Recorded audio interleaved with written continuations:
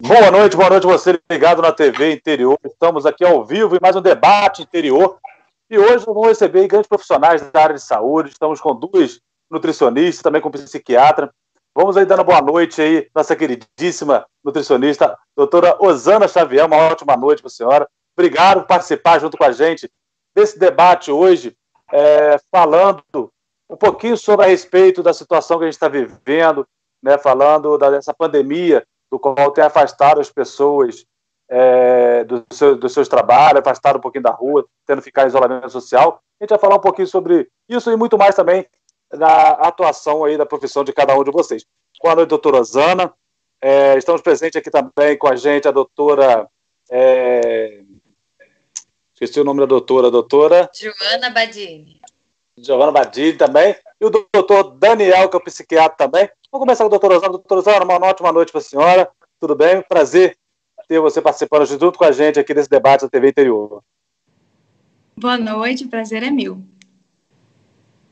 Boa noite também, doutora Joana Badini. Agora acertei. Doutora Joana, boa noite a senhora. Boa noite. E boa noite também, doutor Daniel também, que está participando junto com a gente também desse debate hoje. Uma boa noite a todos da região serrana e demais localidades. É um prazer estar aqui hoje com vocês, esclarecendo temas de tão grande importância. E hoje, o nosso tema hoje é corpo são, mente sã. É possível nos dias atuais? Já vou deixar essa pergunta já de início, para vocês poderem estar respondendo para a gente e estar passando aí. É possível nos dias atuais, corpo são e mente sã? Doutor Daniel, gostaria que o senhor começasse aí, dando já o início no nosso debate. Na verdade, essa pergunta acho que cabe muito, né, na atualidade, nesse momento que estamos vivenciando uma epidemia de um vírus nunca antes estudado, nunca antes surgido na humanidade, e todas as suas repercussões na saúde mental do indivíduo. De maneira geral, mesmo antes da epidemia, da pandemia do coronavírus, é muito difícil nós encontrarmos, na sua totalidade, a saúde, o bem-estar geral, né? Que ele é classificado entre o bem-estar físico, social e o bem-estar que o sujeito possa apresentar com ele mesmo, por diversas condições, seja por doenças psiquiátricas de base, seja por uma não adequação à rotina de vida que ele possa estar inserido, questões de cunho psicanalítico, dramas pessoais, enfim. Por isso que, hoje, mais do que nunca, as pessoas tendem a buscar os serviços de saúde mental, seja através de médicos psiquiatras ou de psicólogos, para tentar se entender em sua completude. Então, se o desafio já era muito grande antes dessa pandemia, com essa pandemia instalada e todas as suas repercussões, das quais nós teremos a oportunidade de falar ao longo do programa de hoje, torna-se cada vez mais difícil, porém viável. Muito obrigado, doutor Daniel. Doutora Osana, quer acrescentar alguma coisa também em relação a esse tema de hoje do nosso debate? É exatamente isso, né? Tem toda uma ligação, e no que diz respeito à alimentação também. Então, assim, não tem nem como, Joana, me complemente aí, por favor, porque é difícil falar de uma coisa e não falar de outra, não é verdade? Com certeza. É bem desafiador para a gente, né, como profissional de saúde, a nossa busca pessoal e também como profissional é encontrar esse equilíbrio, né, esse meio do caminho com o paciente através da equipe multidisciplinar sempre, né, a gente não consegue sozinho nunca. A gente, falando um pouco da nutrição, existe uma linha muito próxima do sistema nervoso e neuroendócrino, então a gente sabe que existe uma relação muito grande de hormônios e produção de neurotransmissores também a partir da alimentação, né? Então a gente sabe que se a gente tiver um efeito negativo dos hábitos alimentares ruins, como isso pode estar potencializando o indivíduo que já sofre de depressão ou tem uma predisposição. E aí a gente pode, mais para frente, destrinchar mais isso e mostrar quais alimentos podem ser importantes agora, nesse momento. Mas, exatamente, o Daniel falou super bem essa introdução. Hoje a gente vai falar um pouquinho da área de cada um, né? Tem as duas doutoras que são nutricionistas e o doutor Daniel também, que trabalha na parte de psiquiatra. Vou fazer mais uma pergunta direcionada a vocês três, e daqui a pouquinho a gente vai fazer um pouquinho mais direcional também à profissão de cada um, até que fica melhor para poder vocês estarem respondendo. A pergunta que eu quero deixar para vocês é a seguinte: como vocês estão vendo a situação do Covid-19 e se vocês são favoráveis ao isolamento social? Vamos conversar com a doutora... Começar com a doutora Joana, né, que já estava ali engatilhada ali já. Doutora Joana, o que a senhora vê hoje? É favorável ao isolamento social? Como a senhora está vendo a situação da Covid-19 hoje? Olha, meu posicionamento em relação a essa pergunta, ele ainda está muito prematuro. Eu acho que a gente está vivendo um dia de cada vez, né? Cada semana a gente tem uma visão diferente. Eu hoje eu cheguei de Friburgo agora, precisei ir a Friburgo e voltei assim, um pouco angustiada, então eu percebo que a gente naturalmente está tendo uma oscilação de sentimento, de incerteza. Eu não gostaria de me posicionar quanto a isso. Eu acho que a gente tem que ser responsável, ouvir, né, as orientações e realmente priorizar o que é essencial em termos de contato. Agora, a gente pensar em quem deve realmente estar não ficando em isolamento, né? E eu acho que é isso. Eu acho que a gente tem que ter responsabilidade com a gente, mas também com a nossa família, né? Eu penso primeiro em todo mundo que está aqui, que mora comigo, e cada um ouvindo um pouquinho das pessoas mais responsáveis, e cada semana um posicionamento, um pronunciamento, e a gente está sempre ligado nas informações, né? Com respaldo, ter muito cuidado com o que a gente escuta, com o que a gente lê, com a internet. Então, fontes, né, seguras de informação para a gente estar se norteando. Obrigado, doutora. Doutor Daniel? Veja, na verdade, nós que acompanhamos muito sobre a mídia especializada, né, não necessariamente esse excesso de fake news ou de notícias catastróficas que nos são bombardeadas via diferentes redes sociais, me parece que não há outra alternativa nesse momento, até novas atualizações pelas entidades responsáveis que traçam o rumo dessas medidas de afrouxamento ou não, do que realmente o isolamento social. Enquanto nós não tivermos medidas combativas, curativas, medicamentosas, para nos dar a segurança de voltar a nos socializarmos novamente com segurança e garantia, nesse momento, por pior que seja, manter-se isolado, e vamos falar sobre as repercussões na saúde mental dos pacientes psiquiátricos, sobretudo, não há, no meu ponto de vista, nenhuma alternativa viável nesse momento. Mas a gente tem que acompanhar e a cada dia isso pode mudar. Mas apenas completando, sem estender muito a resposta, a gente tem que ficar muito atento a dois conceitos. Primeiro, a diferença entre quarentena e isolamento. Quarentena, a grosso modo, é a reclusão de indivíduos sadios pelo período máximo de incubação da doença. Já o isolamento é quando tende a se segregar os doentes do convívio de outras pessoas durante o período de transmissibilidade, evitando que outras pessoas se infectam. E sempre diferenciar também, já concluindo, a diferença entre isolamento social e isolamento afetivo. Eu posso estar isolado socialmente, mas não afetivamente. Então, usar as redes sociais, o telefone, enfim, a mídia, para estar próximo daqueles que eu amo e, com isso, diminuir a angústia de permanecer, mesmo que temporariamente, isolado. Muito obrigado, doutor Rosana.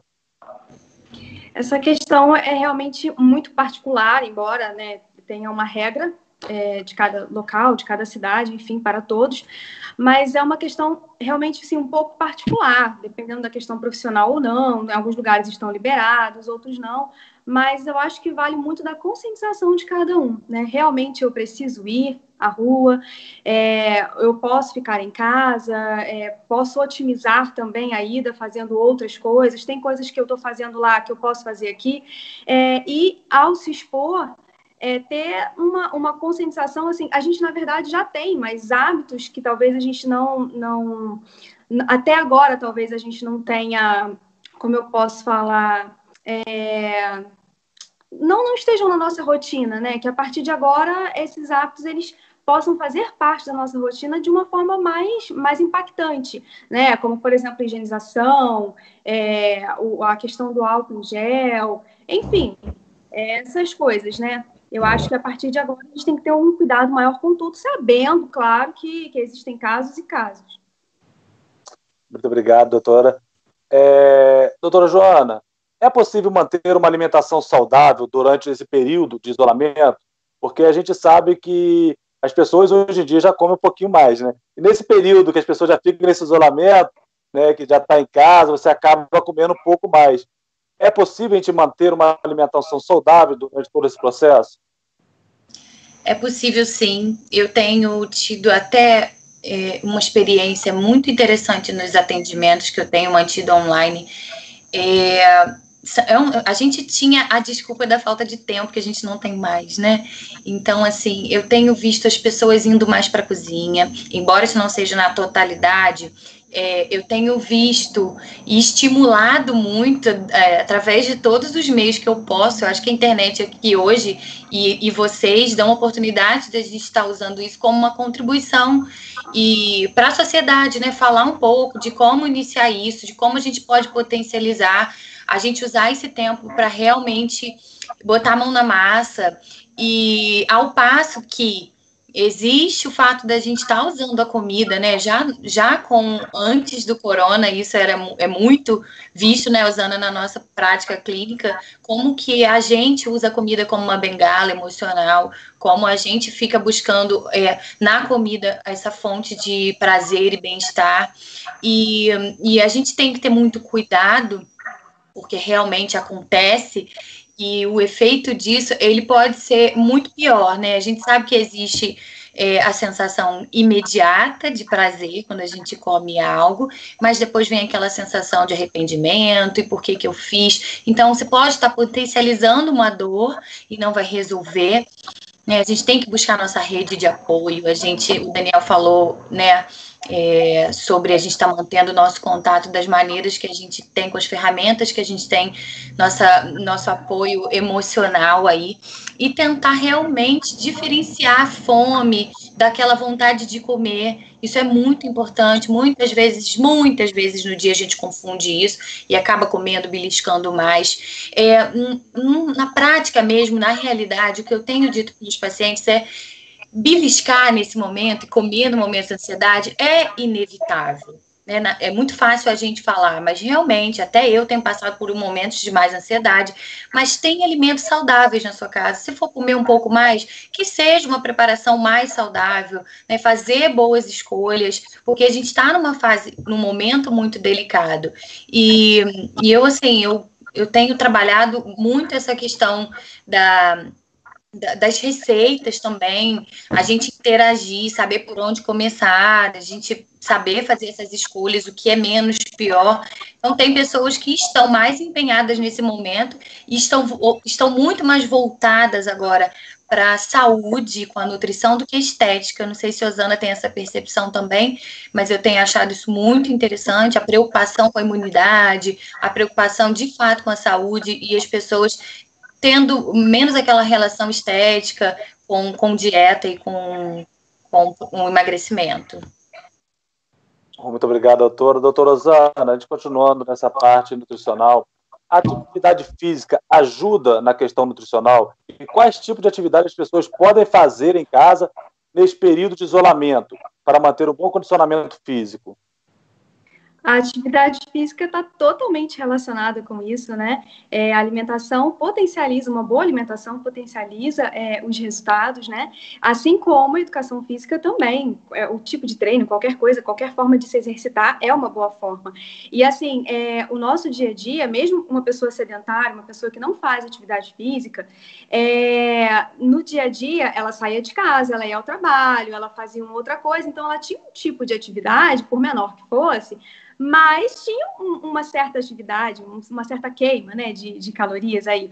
E agora a gente não tem isso, a gente está em casa. Então, é mais do que essencial agora que a gente treine, que a gente faça o que puder fazer. É tentar, né, Joana, fazer o melhor que a gente pode com aquilo que a gente tem. Seja na alimentação, seja na atividade física. Então, uma casa que tem espaço, a gente pensa em mais algumas coisas, corridinhas leves, uma volta pelo jardim, uma casa com menor espaço, não há problema nenhum. A falta de espaço não pode ser usada como desculpa para isso.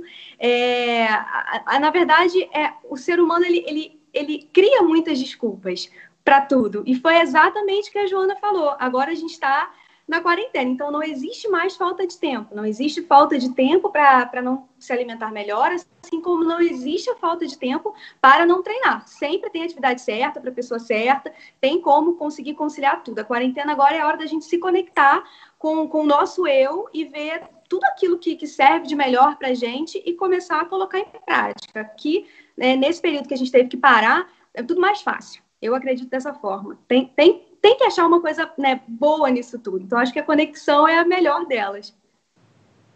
Muito obrigado, doutora. Aproveitar agradecendo as pessoas que estão participando junto com a gente pelas nossas redes sociais, da TV Interior, e também que estão ao vivo, assistindo a gente ao vivo pela TV Interior também. Muito obrigado a você, telespectador, você, internauta. Mandar um beijo muito especial aí para a Glorinha, para a Rejane, também para a Viviane, mas quem está participando com a gente também, o Denis de Souza também. Uma ótima noite e obrigado pelo carinho, pela audiência de vocês. Também o Rafael também, Gonçalves. A Ana Paula aí está mandando aí um abraço também para a doutora Osana. E também a Jane Caldeira, que também está mandando um abraço aí para todos vocês aí que estão participando junto com a gente hoje. Aí. Muito obrigado ao carinho, pela audiência de todos vocês que participam sempre dos debates da TV Interior. O doutor Daniel agora, doutor, existe... Como está a atual situação hoje do hospital que o senhor trabalha no Rio? Os leitos estão todos ocupados, está do jeito que a mídia vem mostrando mesmo, né? O senhor que está direto aí lá no Rio, onde hoje, no nosso estado, onde está concentrado números maiores de casos de Covid-19, está desse jeito mesmo que a mídia vem nos passando aí no dia a dia? No Rio de Janeiro eu trabalho numa clínica psiquiátrica. Então, o cenário ele é um pouco diferente dos hospitais de porta aberta, as grandes emergências, né? Clínica Psiquiátrica Jorge Jaber. Então, nós temos um número de leitos específicos para serem preenchidos, mas nós adquirimos os kits de prevenção de diagnóstico. Então, o paciente recém-admitido, ele passa por uma bateria de exames, faz-se o exame de sangue, e se for negativo, ele dá encaminhamento ao tratamento dele.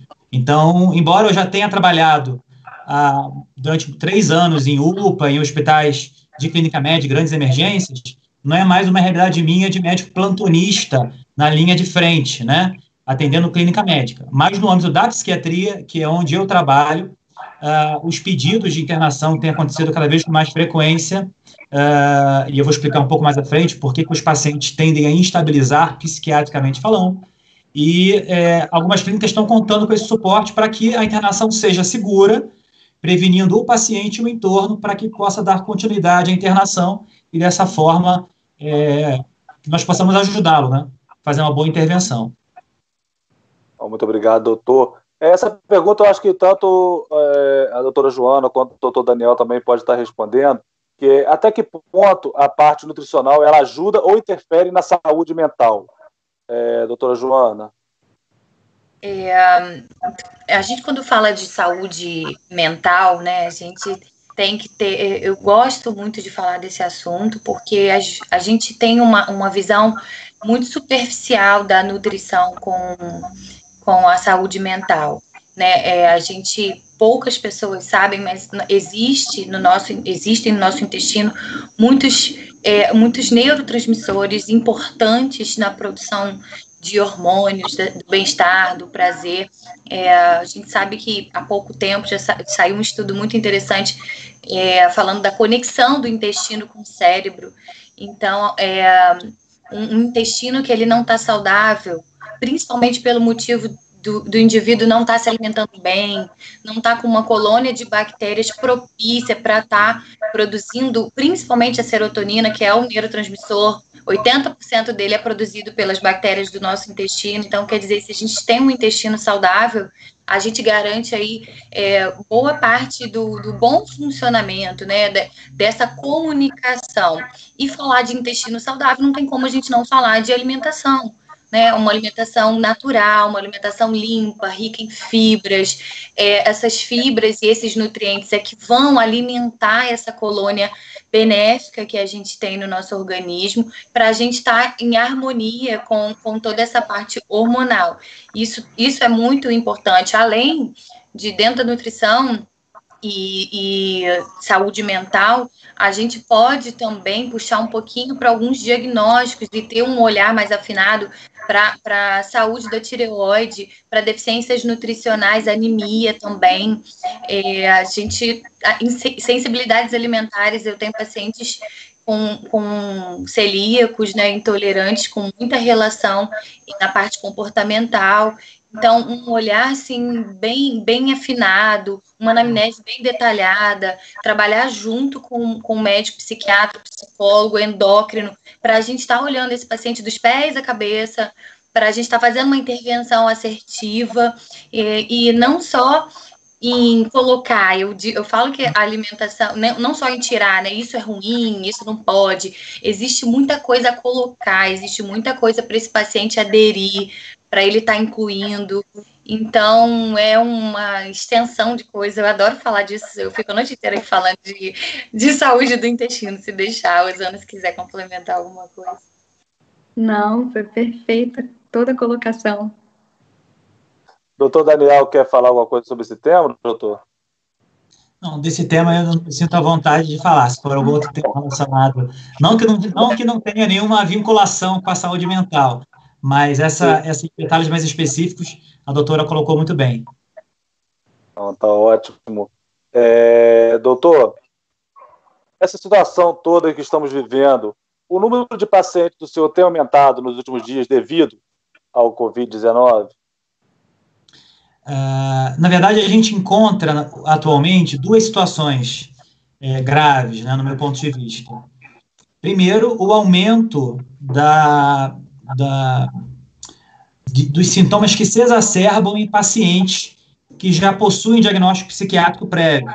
Então, aqueles pacientes que já são acompanhados por nós, muitos deles, infelizmente, devido a inúmeros motivos, isolamento social, a insegurança, o nível mínimo de previsibilidade que nós temos diante dessa pandemia e outras fragilidades e vulnerabilidades acabam adoecendo ou reagudizando os seus sintomas. Então, a gente tem dois cenários, tanto aqueles que já são acompanhados e pioram, precisando de um cuidado mais próximo para o auxílio, quanto aqueles que não possuíam diagnóstico psiquiátrico prévio, e essa crise faz aflorar uma certa fragilidade, uma vulnerabilidade, que faz com que eles procurem um atendimento em saúde mental. Só que, em contrapartida, com o isolamento, muitos perdem o poder aquisitivo, deixam de trabalhar ou têm seus salários reduzidos. Então, muitas vezes, eles não conseguem ir até o profissional para que esse auxílio seja dado, né? Embora alguns profissionais fazem um trabalho voluntário, enfim, tem todo um trabalho nesse sentido. Mas, em contrapartida, com o advento da telemedicina, né, no qual os profissionais médicos podem atender os pacientes através de videochamada, enquanto durar essa pandemia, isso tem facilitado. Então, minha resposta é sim, tem aumentado, porque, infelizmente, essa condição de isolamento faz, em alguns pacientes, mais suscetíveis que os sintomas piorem, consequentemente, a procura aumente. Muito obrigado, doutor. Doutora Rosana, quais os alimentos que ajudam na questão da imunidade, reduzindo a vulnerabilidade das pessoas em relação ao Covid-19? Bom, vamos lá. Vou falar aqui uma lista e depois Joana fala outra. Vamos lá.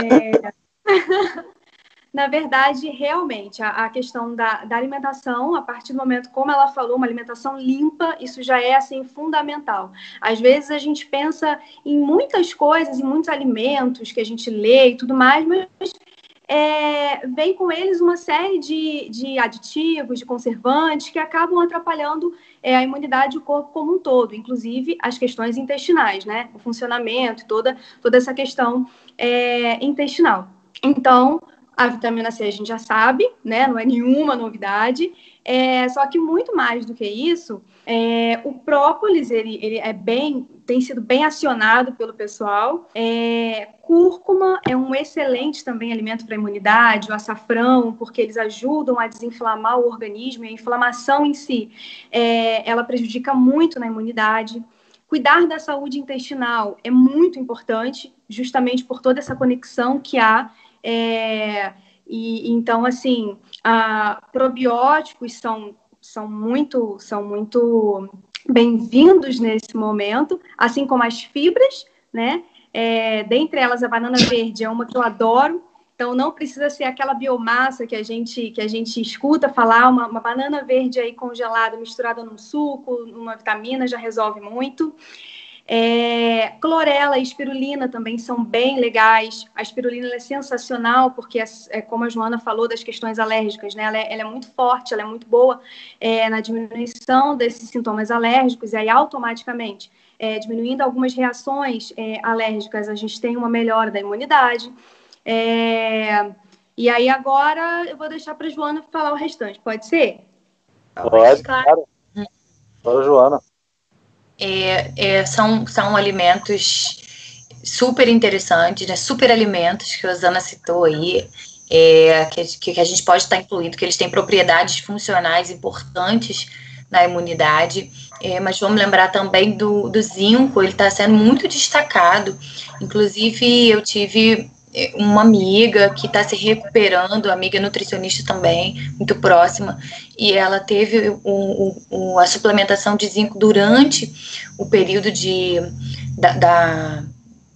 da doença, e teve um resultado importante junto com a cloroquina no tratamento dela. Então, se a gente quiser já trabalhar a nossa imunidade, a gente tem que pensar em vitamina C, vitamina D, zinco. Vamos falar um pouquinho das fontes, né, de zinco. A gente tem zinco muito presente na semente de abóbora, nas oleaginosas, amêndoa, castanhas de caju, castanha do Pará, nozes.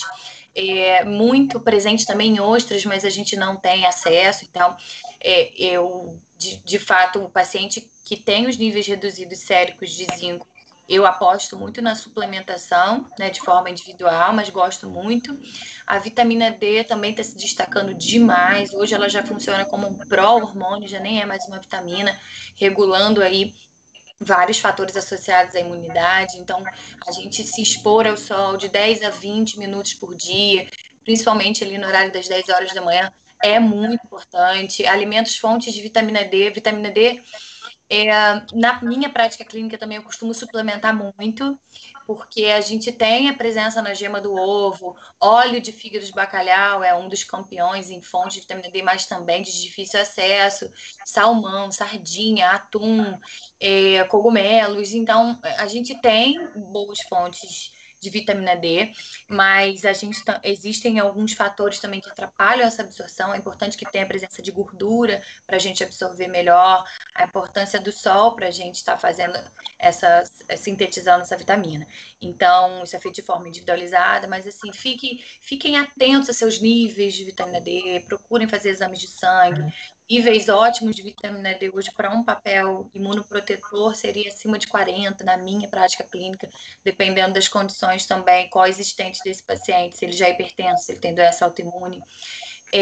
Falamos de vitamina C, zinco, vitamina D, vitaminas do complexo B, que são muito importantes. O gengibre também, um alimento anti-inflamatório tão legal, né, tão simples, tão fácil acesso.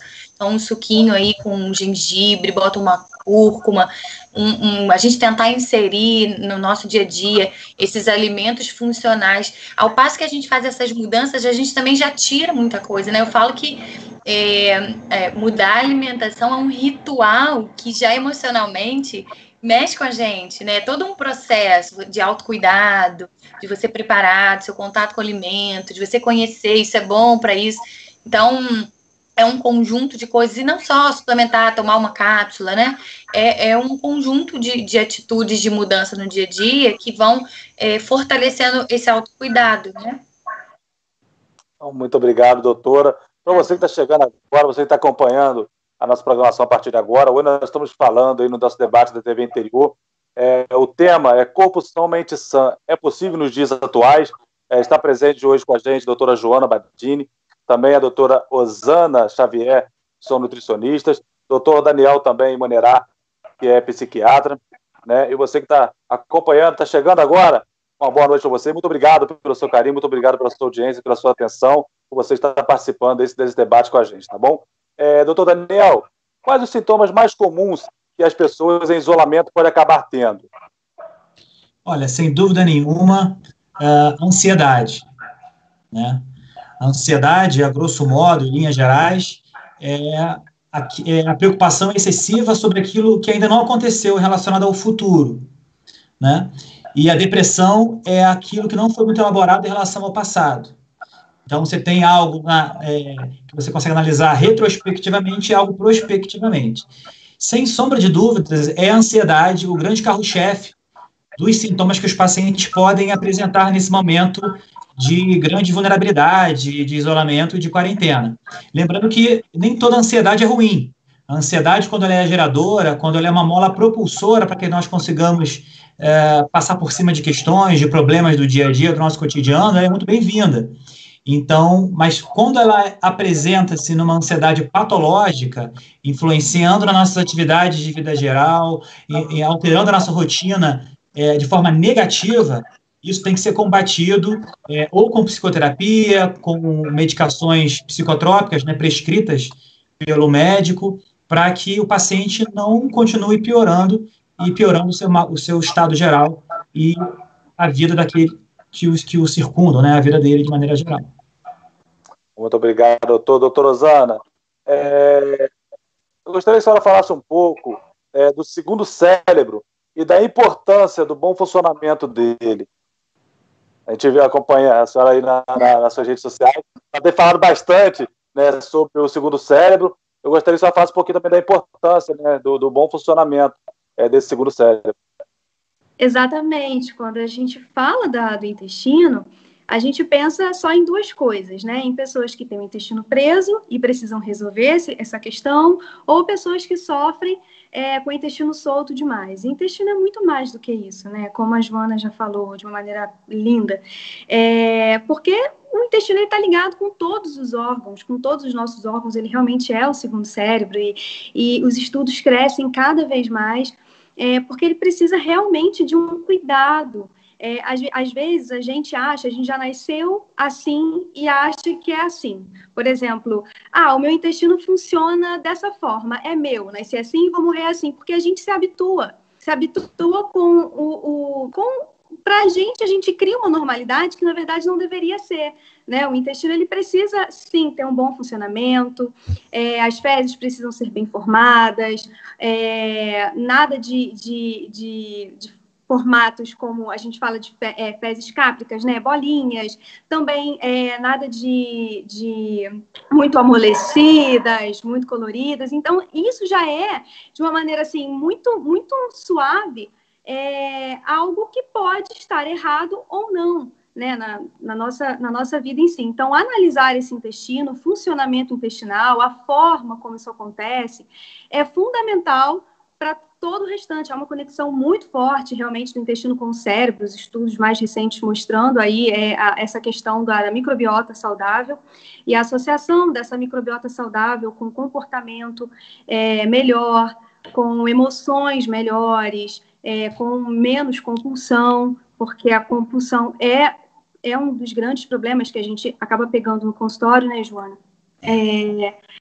E ao passo que uma microbiota, né, saudável, não há muito há uma ligação, mas uma ligação positiva com o comportamento, com a parte emocional e tudo mais, mas essa relação do intestino, ele realmente ele se conecta com todos os outros órgãos. Isso é muito sensacional, é muito incrível, né? A questão da tireoide, a questão cardiovascular, e a ligação de morte por doenças cardiovasculares quando a microbiota não é saudável, mas claro que nada para assustar ninguém, mas sim a gente precisa olhar com muito cuidado para esse intestino, porque o que é necessário é algo muito simples, é uma alimentação extremamente, realmente, assim, uma alimentação limpa, né, como a Joana falou.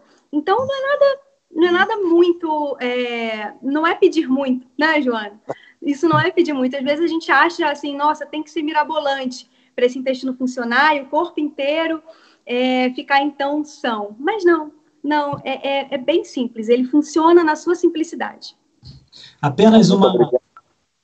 Sim, pode falar, doutor. Só para complementar a resposta anterior, não sei se foi muito claro, em relação à ansiedade, que sem sombra de dúvida a nossa grande preocupação nesses tempos atuais, é importante informar quem esteja nos ouvindo, quem esteja nos vendo, de que nós temos sempre que ter muito critério em não patologizar, em não tratar qualquer alteração comportamental, momentânea e transitória devido a essa pandemia que estamos vivenciando, como algo a ser digno de diagnóstico e logo de tratamento. Então, a ansiedade, ela pode ser desde um diagnóstico, como um transtorno de ansiedade generalizado, uma fobia específica, enfim, algo nesse sentido, como um sintoma, tá? Então, quando a gente trabalha a ansiedade, a gente divide, a grosso modo, em uma ansiedade situacional, ou seja, eu tenho um fator que me gera uma ansiedade, um fator ansiogênico. Então, eu tenho uma prova para fazer daqui a algumas semanas, um casamento, alguns dias, algo que, se eu tiver um resultado positivo, me trará bons resultados. Então, é normal que eu fique ansioso, só que se essa ansiedade for benigna, for uma mola propulsora, eu vou me preparar para passar daquela situação de maneira adequada e depois que aquilo passa, essa ansiedade se dissipa. Só que quando a gente entra numa ansiedade patológica, é algo que acompanha o indivíduo diariamente, interferindo nas rotinas de vida diária, ou seja, quando comparado ao momento que o indivíduo não é ansioso, há uma piora na qualidade de vida desse sujeito. E aí, nesse momento, que a intervenção tem que acontecer, seja através da psicoterapia, com os psicólogos, ou através da psiquiatria com médicos gabaritados para tal. Eu posso pedir uma coisa para o Daniel, que eu acho que pode ser interessante? Se a gente pudesse pontuar, não muitos, mas os principais sintomas que as pessoas podem estar se identificando em casa para estar sinalizando um sinal mais grave de ansiedade, sintomas físicos, de repente, porque já seja um alerta, assim, sabe? O que você acha, Daniel? Assim, na verdade, agradeço a sua pergunta, a ansiedade, como sintoma, ela pode estar presente em diferentes quadros psiquiátricos, mas, de maneira geral, a gente tem que se preocupar quando essa ansiedade gera uma expectativa, por exemplo, apreensiva muito grande sobre algo que ainda não aconteceu.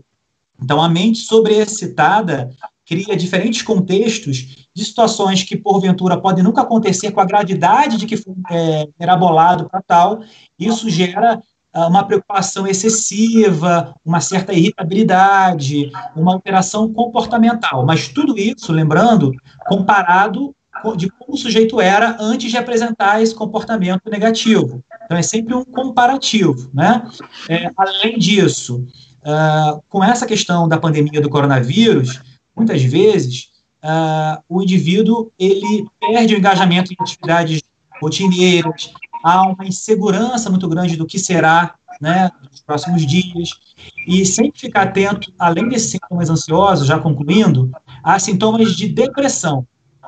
Depressão é diferente de tristeza. Tristeza é um sentimento que todos nós podemos passar um dia ou outro, né? Eu planejo uma ação e aquilo não funciona adequadamente, eu sou demitido do meu emprego, roubam o meu carro, algum familiar meu adoece, eu fico muito entristecido.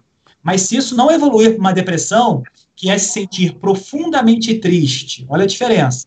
Na maior parte do dia, todos os dias da semana, há no mínimo 2 semanas, associado ou não à anedonia, que é a perda de prazer da fruição em coisas que o paciente habitualmente sentia prazer em fazer, isso tem que ser encarado como... Já é um sinal de alerta, né? De alerta e procurar um profissional especializado. Doutor Daniel, aproveitar que a senhora falou em depressão, os caras de depressão, imunidade, como as pessoas podem lidar com essa questão da imunidade? Você pode repetir de novo? Desculpa, eu não... Os quadros de depressão diminuem a imunidade. E como que as pessoas podem lidar com essa questão da imunidade? Olha, primeiro, o interessante seria a gente definir qual o sentido que está sendo dado para a palavra imunidade. na pergunta especificamente. Imunidade, no meu ponto de vista, não é o sujeito ficar blindado de qualquer infecção que possa, porventura, apresentar, estando ou não em pandemia. O que se sabe é que muitas comorbidades, ou seja, doenças clínicas associadas, que muitas vezes podem servir como diagnóstico diferencial para um sintoma depressivo, podem estar relacionadas ao quadro de depressão. Então, por exemplo, no consultório, quando nós admitimos um paciente numa consulta ambulatorial e o paciente apresenta sintomas depressivos, é de bom tom que seja realizado o exame físico, uma boa anamnese, uma boa entrevista com o paciente e se peça exames complementares, exames laboratoriais, em alguns casos, exame de imagem, em outros, para fazer um diagnóstico diferencial com algumas afecções que podem cursar com quadros depressivos. Então, por exemplo, se a gente pensar em baixa de imunidade como o de estar doente, um quadro, por exemplo, de hipotiroidismo pode mimetizar uma depressão. O uso de corticosteroides a médio e longo prazo pode simular um quadro depressivo. Então, a gente tem N diagnósticos clínicos que fogem um pouco da alçada psiquiátrica que, digamos, baixa imunidade, logo o paciente é mais suscetível a adoecer e continuar adoecendo se nada for feito, que pode abrir um quadro, escancarar um quadro depressivo, que não somente não é um quadro depressivo clássico, onde não engloba questões de outra natureza que não seja questões de saúde mental. Muito obrigado, doutor. Doutora Osana, existem certos alimentos em que, em fase de dieta, as pessoas elas acabam comendo exageradamente, inclusive frutas, saladas, tem alguma fruta ou legumes e verduras que as pessoas pensam que está ajudando na dieta e pode acabar prejudicando a saúde, inclusive em que tem algumas doenças tipo diabetes, né? Porque às vezes o pessoal, eu estou de dieta, mas eu posso comer fruta à vontade, eu posso comer legumes, verduras, saladas à vontade. Mas existe algum desses alimentos que pode ser prejudicial à saúde no uso muito excessivo desses alimentos? Muito abusivo, né, digamos. Eu costumo falar que tudo em excesso vai ser prejudicial. Até o melhor dos alimentos em excesso, ele vai ser prejudicial, porque o nosso corpo ele funciona em um equilíbrio. Então, por exemplo, né, muitas pessoas às vezes chegam no consultório, muitos pacientes diabéticos, e aí eles não comem banana, porque a banana tem muito carboidrato, né? Só que às vezes comem muito mais de uma outra fruta. Então, eu acho que a maior necessidade das pessoas é tentar dominar o mínimo possível de informação, mas, assim, de uma maneira que ela consiga ter autonomia mesmo alimentar. Então, assim, entender essa questão e não ficar muito preso a um alimento específico, a uma fruta, a um legume, a uma verdura, variar ao máximo o seu cardápio, porque a variação ela ajuda demais, né? Os óleos, principalmente, tudo variado é maravilhoso, porque evita, de certa forma, o excesso. E preconizar sempre o equilíbrio de qualquer alimento. O melhor alimento em excesso, ele vai ser um risco para o organismo, para tudo. Então, assim, é a minha forma de pensar. Eu queria também muito que a Joana falasse a opinião dela sobre isso. Também acho até muito difícil a gente estar vendo excesso abusivo em legumes e verduras, mas acontece muito isso acaba acontecendo com muita fruta, né? Então, as pessoas que iniciam uma mudança de hábito, elas já logo, eu vejo muita gente trocando refrigerante por suco de frutas, ou eu como 8 porções de fruta por dia. Então, assim, é uma preocupação, esse excesso de frutose, né? Por mais que a fruta seja um alimento que a gente estimula e é saudável, mas esse excesso de frutose, ele é muito individual, né? Eu não sei como você vai absorver isso, quais são as questões já existentes. Então, a gente realmente é indicado uma porção de 5 porções de fruta ao dia. Esses vegetais, não existe um número fechado, uma quantidade que a gente limite, mas é importante que tenha pelo menos 3 porções diárias por dia, cuidar muito da higienização e que sejam orgânicos, né? Às vezes a gente está comendo muito e alimentos com muito agrotóxico, muito contaminados, não está higienizando, então fica bem complicado a gente estimular o consumo de frutas, legumes e verduras, se não for orgânico, também é importante a gente falar isso. Eu acho que em relação a essa pergunta, o equilíbrio é libertador, né? Quando a gente descobre como pode ser flexível e ser saudável não é difícil, e aí acho que a gente acaba não excedendo naturalmente, né? Então você acaba fazendo parte do seu dia a dia, você come um pouquinho de tudo, isso que você falou é muito importante, né? A gente ter autonomia, aprender a se alimentar, ter autonomia e se libertar de padrão, de folha, de dieta e priorizar alimentos saudáveis, sem muito excesso, tá? Eu acho que é por aí. E assim, só terminando uma coisa que eu lembrei, porque eu, quando criança, eu já tinha algumas questões, alguns problemas assim, com essa questão alimentar toda, e toda a orientação que eu recebia, que a gente não pode julgar, cada época tem as suas informações, né? Mas tá com fome? Se entre as refeições que eu te passar, você tiver com fome, come uma fruta, como algo extra. E aí muita gente, às vezes, chega no consultório ainda com essa informação. Então, se está com fome, está fora aí da sua orientação, mas aí na fome, na dúvida, quer alguma coisa, pega uma fruta. E esse é todo um problema, né? Por isso da autonomia, de conhecer, de entender o porquê de tudo. Uhum. Doutora Joana, em relação também a esses alimentos que a gente fala são alimentos naturais, legumes, verduras, frutas, existem também esses alimentos como frutas e legumes que também são prejudiciais à saúde. Às vezes a pessoa tem uma diabetes, né, ela tem algum problema de saúde que ela não pode comer determinados alimentos, né? Sim, se a gente for pensar num grupo específico, por exemplo, diabéticos, a gente tem um sinalzinho vermelho para alguns legumes, né, que são raízes, por exemplo, cenoura, beterraba, e aí o nosso olhar é para a carga glicêmica desse alimento, né, a velocidade que esse alimento vai atingir sua corrente sanguínea, isso pode impactar o indivíduo que já tem um metabolismo da glicose prejudicado. Eu não faço restrições severas, dependendo do grau de diabetes. A orientação é que a gente faça uma modulação nessa carga. Como? Por exemplo, o meu paciente diabético que quer muito comer uma banana, a gente associar isso a uma fonte de fibra, por exemplo, ou uma fonte de gordura, uma bananinha amassada com linhaça, ou com uma pasta de amendoim, com umas castanhas. Isso faz com que a mistura, esse bolo alimentar que se forma, esse açúcar da banana, ele não faça um pico na glicemia. Então, isso a gente chama de modulação. Então, quando a gente consegue fazer uma harmonização nesses alimentos, a gente pode até permitir, né? A gente vê umas listas muito restritas para paciente diabético, mas se a gente souber fazer essas harmonizações, a gente consegue dar essa flexibilidade para o paciente. Claro que tem os pacientes mais severos que a gente realmente tem frutas a restringir, legumes a restringir, mas a maioria dos casos a gente consegue, né, Osana, na dieta, fazer essas orientações e permitir que esses alimentos sejam incluídos sem restrição. Com certeza.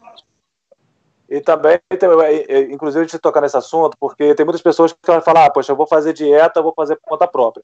Então, às vezes, ela já tem algum tipo de doença, e nesse por conta própria, eu vou trocar o meu alimento pelos legumes. E pode acabar caindo nessa de comer um legume que possa vir a fazer mal a ela. Então, é importante que a pessoa procure um profissional na área, né, para poder dizer para ele o que ele pode e o que ele não pode fazer, até mesmo para ele poder ter uma alimentação saudável e um acompanhamento também. Porque a dieta, por conta própria também, ela pode causar grandes danos para a saúde da pessoa também, né, doutora? Com certeza. A gente tem muitas coisas disponíveis, principalmente na internet, né? Eu acho muito interessante que o pontapé inicial seja dado, né? Mudança da alimentação. E aí isso começa de uma forma genérica, mas tem um momento que tem um funilzinho ali, né? E o paciente chega pra gente, olha, eu comecei, mas aí eu já não sabia mais o que fazer, porque... E aí vem a parte da individualidade bioquímica, que é o nosso olhar, é a gente montar um plano alimentar bem individualizado, mas é muito importante essa colocação, porque existe um mundo de informação. Eu acho que o que a gente está fazendo aqui hoje é contribuir, né, com profissionais que sabem o que estão falando, para a gente passar esse tipo de informação que é importante, porque a coisa está bem banalizada, né, Osana? E às vezes as pessoas elas chegam com um grau de terrorismo tão grande em si, né, que quando elas saem de lá, elas falam, nossa, eu vou poder comer muito mais do que eu comia. Então, é realmente isso. É exatamente isso. E no final das contas, acaba sendo, assim, libertador para a pessoa, né? E gratificante, porque eu não digo nem gratificante, mas, assim, para ela é sensacional para ela saber que, na verdade, ela pode comer muito mais e melhor do que ela estava fazendo com as informações, talvez, que ela pegou, que, na verdade, talvez não sejam informações nem erradas, de maneira nenhuma, mas é exatamente a individualidade bioquímica, né? Com cada um a gente trata de uma forma diferente. Às vezes, na internet, a gente tem uma informação geral, e aí o geral nem sempre vai servir para você. E a falta do acompanhamento pode acabar gerando aí grandes consequências futuramente, né, doutora? Eu vou agradecer as pessoas que estão participando com a gente mais uma vez, através das nossas redes sociais, do Facebook da TV Interior. Agradecendo você também que está em casa aí assistindo pela TV Interior também. Muito obrigado pelo carinho, pela audiência. Mandando um beijo aí para a Maria Delenice, que está participando com a gente. Também a Luzia Ornelas, a Cristina Severino, também está participando com a gente aí do nosso debate hoje. Mandar um beijo também muito especial para Ciderlândia e para Jane Caldeira, e também para Renata Tavares também, que está participando junto com a gente desse debate. Doutor Daniel, é importante o acompanhamento de uma pessoa que estiver com um tipo de transtorno mental. Por que o tratamento é individual? Porque o tratamento é individual. No caso, é importante acompanhar de uma pessoa que estiver com algum tipo de transtorno mental, porque o tratamento é individual, né? Sim, na verdade, se eu entendi bem a pergunta, se é necessário um acompanhamento regular de alguém já com diagnóstico prévio psiquiátrico. A resposta é sim, sem sombra de dúvida. O mesmo se aplica, guardadas devidas diferenças e proporções, ao acompanhamento dietético, nutricional. A gente nunca estimula que esses acompanhamentos sejam feitos por conta própria ou de uma forma que não seja através de um profissional gabaritado e competente para isso. Então, tem que ter acompanhamento regular, só que, dependendo do caso, você alia o acompanhamento psiquiátrico, onde leia-se medicamentoso, e o acompanhamento com psicanálise, com o apoio de psicólogos, e você alia essas duas linhas de tratamento, você potencializa a melhora do paciente e otimiza o tratamento. E a segunda pergunta necessariamente tem que ser individual, né? Se há necessidade de ser individual. A não ser quando você trabalha questões em grupo, né? Como, por exemplo, a ANA, no qual cada um dá o seu testemunho, né? A sua experiência com uma questão específica, isso é aberto para um coletivo, ou em relação, por exemplo, a algumas terapias familiares ou terapia de casal, que foge aqui um pouco o escopo, mas, em linha geral, o tratamento psiquiátrico ele é tratado pontualmente, com a dificuldade do indivíduo e como que nós podemos fazer uma intervenção positiva na vida dele para que ele melhore a qualidade de vida e seja mais rapidamente reinserido numa viabilidade, né, nas suas rotinas diárias, que poderiam ter sido interrompidas mesmo que momentaneamente devido ao transtorno psiquiátrico de base maltratado.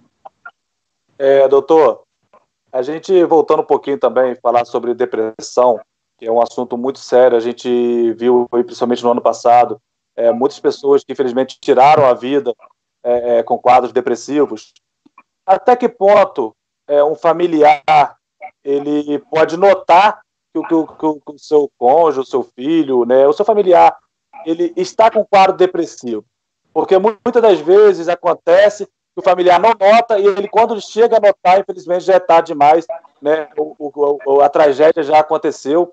né? Então, até que ponto que esse familiar ele pode notar que essa pessoa, a mudança dessa pessoa para se tornar um quadro depressivo, e até quando ele pode levá-lo, então vai ter que levá-lo até um especialista para poder ser diagnosticado.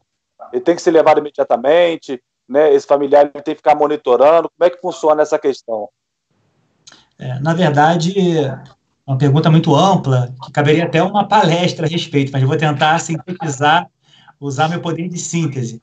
É muito difícil, em linhas gerais e familiar, notar essa alteração comportamental no familiar, porque você tem um viés sentimental, o viés de ser tudo para aquele paciente, né, sem que isso seja uma relação profissional, por motivos óbvios.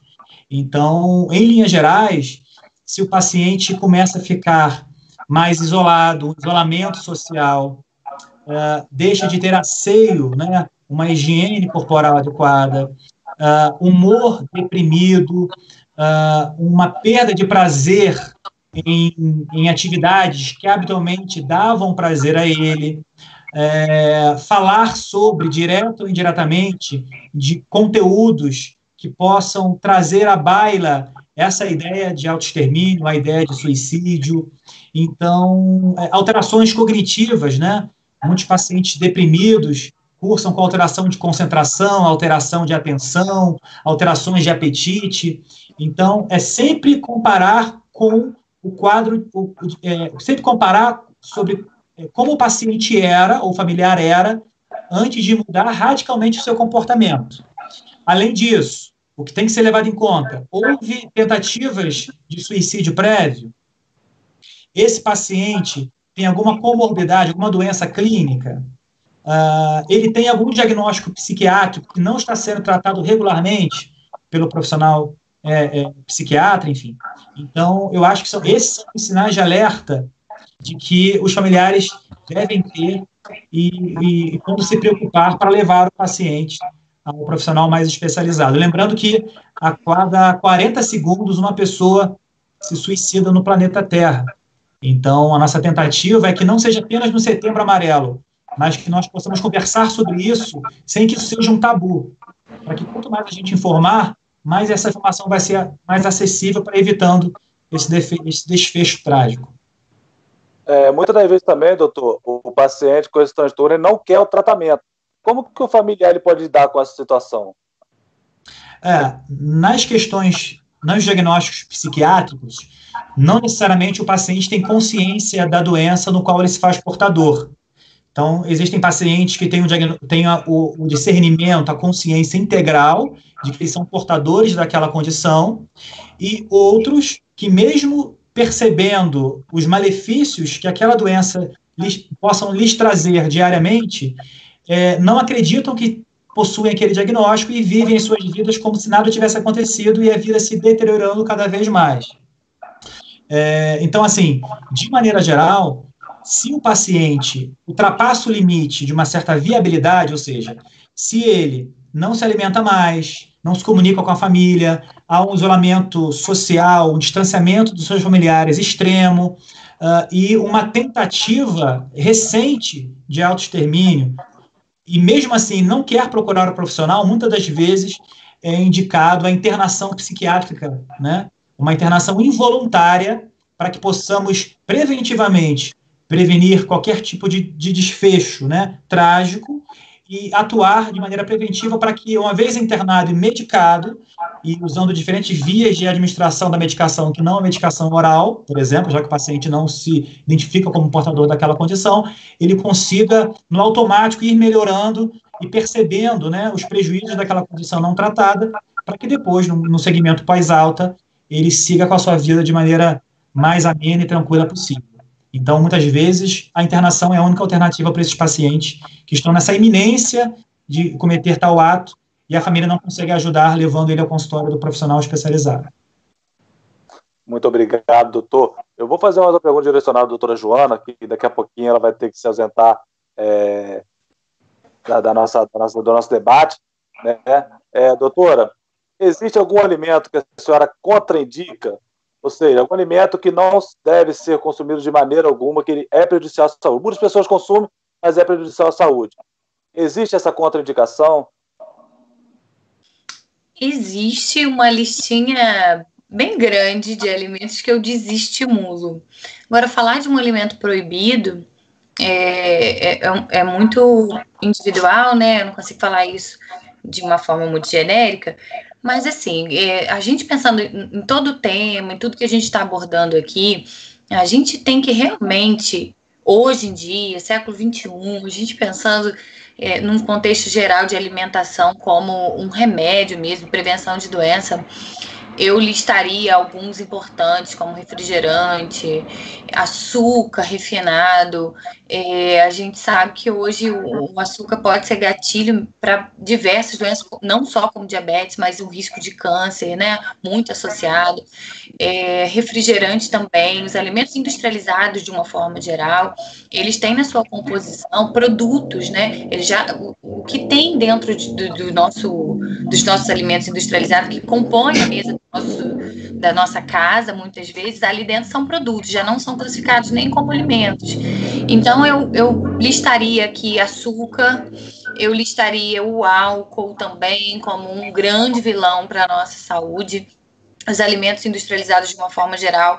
Então, a gente ter uma ideia e uma programação nas nossas idas ao mercado, fazer uma análise, faz um raio-x do carrinho de compra, para que lado eu tenho ido no supermercado? Meu carrinho é um carrinho cheio de pacotes, cheio de rótulos, eu preciso desembalar muito para manter minha alimentação, e a gente ter uma reflexão sobre isso, né? Tentar resgatar um padrão de alimentação mais natural possível, mas eu não consigo pontuar um alimento que eu proíba. Eu acredito também que existe o fator cultural também. Eu acredito que existem situações da nossa vida e momentos onde envolve o que socializa a gente. Quando eu falo de álcool, eu não falo numa exclusão. Eu sou muito a favor desse equilíbrio, eu gosto de tomar um vinho. Eu acho que quando a gente consegue encontrar o equilíbrio e a gente pontuar isso, né, dar um valor para esses momentos, realmente vale a pena eu estar fazendo isso, sabendo que esse alimento não é tão bom. O que 80% eu tenho feito no meu dia? Né? E eu penso assim, a base da minha alimentação está sendo isso, aí eu já acho que é um alerta bem vermelho. Mas a gente saber pontuar esses momentos e incluir na nossa vida álcool, açúcar de forma equilibrada. Quem não gosta de um docinho, um bolo de aniversário, vale realmente a pena eu estar comendo nesse momento? De repente tem um valor familiar para você, de repente uma situação que vai te socializar, que vai te trazer prazer de alguma outra forma. Então, eu acho que é isso. Eu não teria nenhum alimento grande vilão. Eu teria estimular cada vez mais esse equilíbrio entre os alimentos ruins e o que a gente tem que fazer na maior parte do tempo. Eu estava falando que... Pode falar, doutor. Só aproveitando a deixa, uma pergunta para as colegas nutricionistas. Existe diferença entre dieta e reeducação alimentar? E quais são os fatores motivacionais que vocês tentam implementar na prática diária de vocês para que esse cliente, esse paciente, sustente e persevere nessa questão de modificar mesmo o hábito de vida? Porque o que mais a gente pega, a gente observa no consultório, são pacientes que começam, desistem, voltam e ficam nesse vai e vem. Se a Joana quer falar por causa do horário dela, depois eu falo. Tá. Eu vou tentar. Eu tenho um curso agora, começa daqui a pouquinho, eu vou finalizar um pouquinho. Eu acho que todo mundo tem seu tempo, sabe? Eu percebo que eu tenho pacientes que de 1 ano atrás, que não conseguiram ter uma aderência legal na proposta, e o tempo foi passando, muita coisa foi mudando, e eu falo assim, agora é o seu tempo. Então, a gente começa com o processo, aquele cardápio não funcionou muito bem, mas era a fase da vida, era a maneira como você incorporou aquilo na sua rotina, e eu passei por um processo de anos para hoje mudar a minha alimentação, e eu acho que o processo é lento. E eu acredito, eu conto muito essa história para os meus pacientes, para a gente não acreditar que dieta e mudança na alimentação é algo inalcançável, mas também não é algo da noite para o dia. A gente carrega com a gente uma bagagem cultural muito forte, a gente carrega questões de paladar, questão lá da infância. Então, assim, a palavra dieta, ela traz para a gente uma ideia de restrição muito grande, né? Eu não gosto de falar dieta, eu trabalho muito na linha da reeducação, eu acho que eu me encontrei também. É claro que o objetivo estético, ele chama muito a atenção, né? A gente ter resultados estéticos, e isso talvez é até o que traz o paciente para o consultório. Esse desejo de um corpo mais sarado, enfim, emagrecer. Mas durante o processo, é muito interessante que ele vai sentindo os benefícios da alimentação saudável dos pés à cabeça, né? Então, nossa, como eu melhorei minha enxaqueca, e eu tive uma percepção do meu intestino, e a gente ficar voltando ali, né? Endossando isso, olha como você chegou, e olha como você... Então, eu acho que o paciente, pelo objetivo estético, ele vai e volta. Mas quando ele sente na pele, na saúde, é um paciente que não para, né? Ele pode ter seus altos e baixos, mas ele tem uma aderência melhor. Então, a gente pega pela saúde mesmo, pelo bem-estar que ele vai vivendo, que ele vai sentindo ao longo dessa caminhadinha, que não é curta. Mas eu falo que a mudança longa, mas ela é definitiva. Nada que te promete resultado a curto prazo vai funcionar. E aí são os pacientes que a gente vê que não voltam mais, que eu não consegui, né? Então a gente tem que pensar mesmo numa caminhada de mãos dadas. Na verdade, mãos dadas agora não, gente, virtualmente. Obrigado. Nada, foi um prazer, tá? A gente vai se despedindo, então, da doutora Joana. Doutora Joana, muito obrigado por ter participado desse debate com a gente. Foi um prazer enorme ter a sua companhia.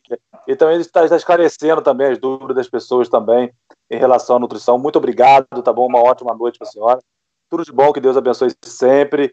E as portas da TV Interior estão sempre abertas. Sempre que a senhora quiser participar, seja muito bem-vinda aí todas as vezes, tá bom? Muito obrigado, uma ótima noite para a senhora.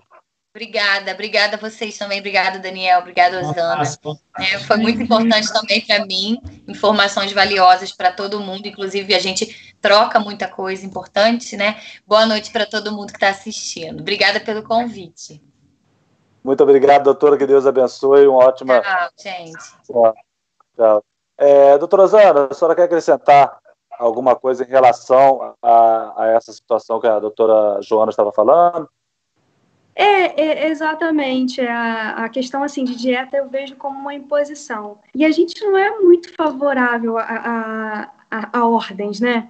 Então, a reeducação ela vem de uma linha mais branda, a gente acaba colocando o paciente realmente em primeiro lugar, as suas questões, as suas preferências, e leva em consideração o que ele gosta, o que ele não gosta, o que ele pode, o que ele não pode. Então, de uma maneira mais comportamental, as mudanças vão sendo feitas. E realmente, essa desistência, esse vai e volta, né, como o Daniel falou, ele acontece muito, principalmente quando as pessoas elas focam muito no resultado, e elas esquecem de todo o processo.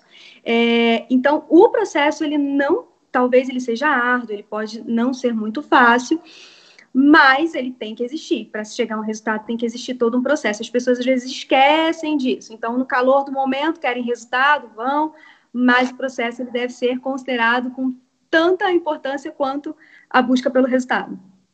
Obrigado. Obrigado, doutora. Continuando com a senhora, doutora, em relação à mastigação dos alimentos, isso pode interferir na saúde da pessoa? Existe um certo jeito, o jeito certo de se mastigar? Olha, eu já perdi a conta de quantas vezes, né? A gente às vezes ouve um número, ouve outro, mas a mastigação ela precisa ser muito bem feita, sim, porque a maior parte dos sintomas que às vezes a gente acha que são normais, eu sempre comi e fiquei com a barriga estufada, aquela coisa. Às vezes a gente se acostuma com o que é normal, mas na verdade não deveria ser normal, porque a gente sempre se alimentou, sempre mastigou de uma maneira errada, né? Mastigou pouco. É interessante falar sobre isso, porque principalmente quando a gente come carne vermelha e não mastiga muito bem, a gente gera, o nome são aminas biogênicas, mas independente disso, a gente gera duas menininhas chamadas putrescina e cadaverina. Então, assim, não são nomes que denotam coisas boas, né? Associado ali ao que é podre, ao que é cadáver, e isso só acontece quando a mastigação ela não é bem feita, a mastigação da carne.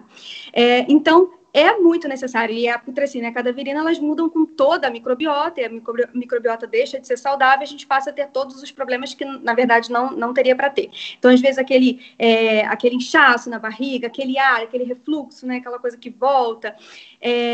Às vezes, muitas pessoas têm até que tirar o botão, né, desabotoar a calça ali, de tamanho mal-estar. Então, sim, a mastigação ela é importantíssima, importantíssima. Uma pergunta da pessoa que está participando junto com a gente aqui, que mandou a pergunta, que é o Felipe, ele pergunta o seguinte: existe diferença entre o açúcar branco e o açúcar mascavo? Né? Tem pessoas que substituem o açúcar branco pelo açúcar mascavo.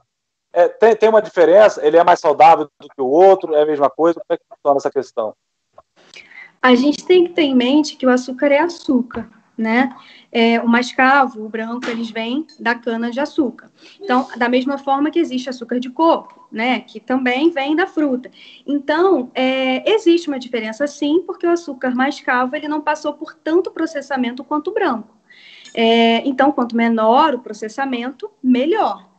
Mas açúcar é açúcar, e como a Joana apontou muito bem, não é um alimento para a gente consumir com muita frequência, tentar sempre pegar o sabor dos alimentos. Muitas vezes a gente não consegue isso, mas se a gente não... É porque a gente não está muito acostumado com o paladar amargo, com o azedo, tudo tem que ser doce, né? A gente não está acostumado muito com o que sai muito do confortável, né? Mas existe essa diferença sim, e açúcar mascavo até para as questões às vezes de anemia, né? Não estou incentivando o açúcar para anêmicos, mas estou falando assim, a questão de que sim, ele tem um pouco mais de vitaminas, um pouco mais de minerais, por ter tido um processamento menor. Então tem essa diferença sim, mas açúcar é açúcar, então cuidado. Muito obrigado, doutora. Doutor Daniel, nesse tema de pandemia, as pessoas estão muito ligadas. Na verdade, já no dia a dia, as pessoas estão muito ligadas nas redes sociais. Hoje a gente tem visto aí que muitas pessoas elas já não têm ligação de contato, né? Elas têm as ligações são mais através de celulares, Facebook, WhatsApp, né? E agora, nesse tema de pandemia, as pessoas estão mais ligadas ainda a essas redes sociais e também aos jogos. Até que ponto isso pode se tornar um vício e prejudicar a saúde delas, inclusive após a pandemia? Na verdade, é uma pergunta muito, muito oportuna, porque o que a gente percebe é uma enxurrada de notícias que nos chegam quase que diariamente, para não dizer a cada segundo, né? Então, o que a gente pede nesse momento, e isso se aplica tanto durante essa pandemia e após, é que haja, de alguma forma, uma filtragem nessas notícias que são veiculadas na internet e que, muitas das vezes, nos fazem mais mal do que prestar um bom serviço. Porque, na verdade, essa pandemia ela acontece no momento da sociedade em que você tem um vírus nunca antes visto e que não ainda há nenhum tratamento estabelecido curativo, em paralelo a uma democratização da internet, dos acessos aos meios de internet. Então, se não houver uma filtragem dessas notícias e você checar informações em locais que dão informações fidedignas, isso tende a aumentar a ansiedade, a aumentar a introspecção, o medo, a angústia, que são resultados dessa pandemia que estamos vivenciando. Então, por exemplo, focar em notícias, por exemplo, da Organização Mundial da Saúde, do Ministério da Saúde, de universidades, de centros de pesquisa, que são notícias que procedem. E isso acaba tranquilizando aquele que procura, que é ávido por esse tipo de informação, minimizando os efeitos colaterais do isolamento, né, que são todos esses que nós já relatamos anteriormente aqui ao longo da nosso bate-papo. A gente tem falado, doutor, né, complementando o que o senhor falou, é a relação dos fake news.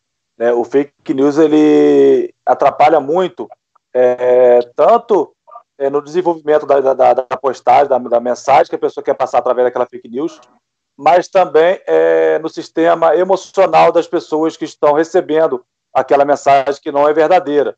Né? Porque dependendo da mensagem, ela pode trazer um transtorno para essa pessoa, né? Exatamente. Então, assim, na verdade, o que a gente está conversando aqui gira em torno de uma responsabilidade que cada cidadão deve ter em repassar informações onde haja minimamente uma dúvida, ou então informações que possam ser muito discrepantes em relação ao que a mídia especializada acaba veiculando. O que a gente pede, entre inúmeras formas de nós combatermos esse isolamento no sentido de saúde mental, entender a importância dessas informações, só repassar aquilo que proceda e trazer para si essa ideia de que se eu não posso ajudar nesse momento, no sentido individual, pelo menos que eu não vá atrapalhar. E quando eu recebo uma notícia que ela é deletéria, eu só recebi porque alguém me passou. E eu recebi porque achei que aquela pessoa tivesse um mínimo de credibilidade para me enviar aquela notícia. Então, se a gente quebra essa cadeia, a gente, consequentemente, acaba melhorando a médio e longo prazo, coletivamente, a saúde mental de nós mesmos e do entorno, né? Doutor, antes de finalizar essa questão das redes sociais, eu gostaria que o senhor falasse um pouquinho, que é um assunto muito importante e que tem tomado muitos jovens, principalmente, que é a questão dos jogos virtuais. Existem muitos jogos virtuais e que os adolescentes eles ficam plantados em frente a um computador durante um dia inteiro, às vezes a noite inteira. Até que ponto isso pode ser prejudicial para a mente desse jovem? Como a gente tem visto aí, inclusive, alguns fatos de massacres que ocorreram tanto no Brasil quanto fora do Brasil também, relacionados a esses jogos. Até que ponto que os pais devem tomar cuidado para esse jovem não chegar a um ponto de ter um problema desse mental relacionado aos jogos? Na verdade, muito bem colocado a pergunta. Na verdade, infelizmente, os grandes massacres, os crimes hediondos, os assassinatos, já aconteciam mesmo antes do advento de softwares, de computadores ultra rápidos, de jogos, seja em rede ou jogos individuais de videogame.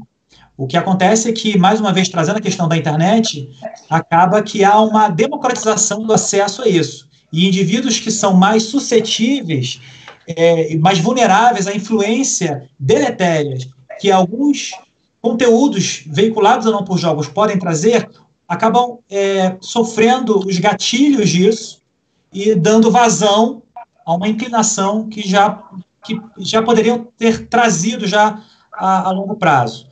Mas a questão que eu vejo não é a internet em si, não é o videogame em si, não é o jogo A ou o jogo B. E se fosse uma verdade, todos que jogassem um determinado jogo incorreriam em certos crimes. Mas, na verdade, em relação a onde estão os pais desses jovens, os pais dessas crianças, que muitas vezes, no mecanismo compensatório, permitem que mais horas sejam jogadas em detrimento à socialização familiar. Ou então, por se sentirem culpados de não dar o tempo que gostariam de afeto, de companhia, de presença, acabam compensando esse tempo com jogos, com videogame, com brincadeiras mais solitárias, onde, se o indivíduo que joga, que se propõe a jogar tal jogo, já tem uma suscetibilidade, uma inclinação para certas infrações, isso pode servir, embora não seja uma matemática, como um veículo para que tal situação ocorra. Então, na verdade, resumindo, não é o jogo em si, não é o videogame em si, são os limites que têm que ser impostos para que aquilo não vire algo prejudicial para a pessoa que se propõe a jogar. Muitas das vezes pode ser até relacionado à falta de afeto dos pais, né, em relação a esse jogo, né, doutor? A falta de atenção, a falta de carinho, a falta de compreensão em determinados momentos, porque muitas das vezes o filho, muitas das vezes não, né, em todo o tempo, ele quer a atenção dos pais. E hoje, com a vida corrida do dia a dia, né, hoje o ser humano ele tem uma vida muito mais corrida do que há 20, 30 anos atrás, né? Então, essa correria do dia a dia acaba afastando um pouquinho os pais dos filhos, e isso pode acabar ocorrendo numa questão dessa do filho acabar entrando no jogo desse daí e tendo essa doença mental e acabar praticando vários atos, não digo só de crimes como assassinato, mas outros tipos de crimes também, devido à falta de afeto dos pais. Então, eu acho que o caminho é o equilíbrio, sabe? É você oportunizar o entretenimento que muitas vezes nossos pais, nossos tios não tiveram, seja porque aquela tecnologia ainda não havia sido implementada, ou seja porque mesmo sendo implementada não havia condições financeiras de obtê-la. Mas você, oportunizando esse entretenimento, mas em contrapartida, pesando a socialização, o incentivo à demonstração do afeto, a presença física, não em relação à quantidade de horas que se passa com o jovem, com a criança, mas a qualidade das horas que é passada, entende? Então, tudo isso gira em torno de um equilíbrio e de um autoconhecimento do adolescente e dos pais para que haja a mesma linguagem e promovendo o entendimento, né? E diminuindo essas distâncias no qual, muitas vezes, essas tecnologias possam simbolizar. Muito obrigado, doutor. A gente está chegando ao final do nosso programa, agora são 8 horas e 59 minutos. Para a gente poder finalizar, vou deixar uma pergunta, tanto para a doutora Rosana, também para o doutor Daniel. A gente sabe que existia um conflito muito grande entre a ciência e a religião. É um assunto muito delicado, mas é muito importante da gente estar falando também. Hoje elas caminham juntas, e uma complementa a outra. Vocês, como técnicos, o que vocês têm a dizer sobre o que a espiritualidade e a fé podem ajudar na saúde da pessoa? Começa a doutora Rosana. Na linha de nutrição funcional, a alimentação, na verdade, assim, o corpo ele não funciona se ele não for considerado como um todo. Então, a base realmente corpo, mente, espírito, e essa questão espiritual é uma questão, sim, muito, muito forte, que precisa ser tratada, porque realmente o indivíduo ele só tem um equilíbrio, né, independente da religião, mas precisa haver, o ideal é que haja, sim, um equilíbrio, né, são os 3 pilares da nutrição. Então, a alimentação, ela talvez não vai ser tão perfeita de fato, se não houver um equilíbrio nas outras áreas. E a área espiritual é uma área, sim, que deve ser muito considerada, principalmente para a questão alimentar. Muito obrigado, doutor Daniel. Na verdade, eu queria responder essa pergunta. A gente vai ter uma oportunidade de encerrar com alguma mensagem? Eu posso? Pode. Pode ficar à vontade. Na verdade, nós, pelo menos eu falo por mim, enquanto técnico, né, enquanto especializado em saúde mental, na nossa consulta a gente não levanta nenhuma bandeira religiosa em relação à crença A melhor que a crença B ou que a crença C. Mas estudos relacionados à medicina e espiritualidade nos mostram que a crença, a espiritualidade, a religião em algo que transcende, serve como fator de proteção para diversos transtornos psiquiátricos e ou, quando instalados, para que o paciente tenha a médio e longo prazo uma melhora substancial quando comparado àquele que não possui determinada crença. Isso já está muito bem colocado em diversos artigos em especialistas que estudam entre a questão espiritual e a medicina, né? Então, sem dúvida nenhuma, nesses momentos, muitos pacientes recorrem à fé, recorrem à crença como aquele refrigério, aquele bálsamo, né, de esperança, de otimismo para que dias melhores possam surgir. Então, sem sombra de dúvida, é algo muito importante. Por fim, agradecendo a oportunidade a todos aqueles que estejam me vendo, a família Monerá que está em peso assistindo, enfim, agradecendo a todos, ao Marlon Jardim, a toda a equipe, a doutora também. Eu queria finalizar com 5 dicas que os telespectadores, gostaria que eles pensassem, elaborassem isso diariamente. Primeiro, dicas para superar esse momento de pandemia. Um dia após o outro. A cada dia, as suas preocupações. Então, vamos viver o dia, os desafios daquele dia, tentando ao máximo não supervalorizar as dificuldades. Segundo, restringir o número de informações, ser mais seletivo nas informações que possam chegar a nós, procurando sempre fontes mais fidedignas para que as informações sejam menos fake news possíveis. Terceiro, ter uma rotina. Não é porque nós estamos em casa, não é porque nós não estamos no nosso hábito rotineiro que nós vamos perder a rotina. Então, tomar um bom café, não ficar de pijama o dia inteiro em casa, ter um asseio, sabe? Fazer tudo como se estivesse tendo uma vida regular. Quarto, se ficar ansioso, tentar desfocar. Então, se eu percebo que eu estou ficando ansioso sobre um certo tema, vou ver uma série, vou ver um filme, ligo para alguém que eu gosto, toco um violão, faço um exercício físico em casa para tentar desfocar a mente naquilo que possa estar gerando ansiedade em mim. E quinto, entender que isolamento, sim, mas estar solitário nunca.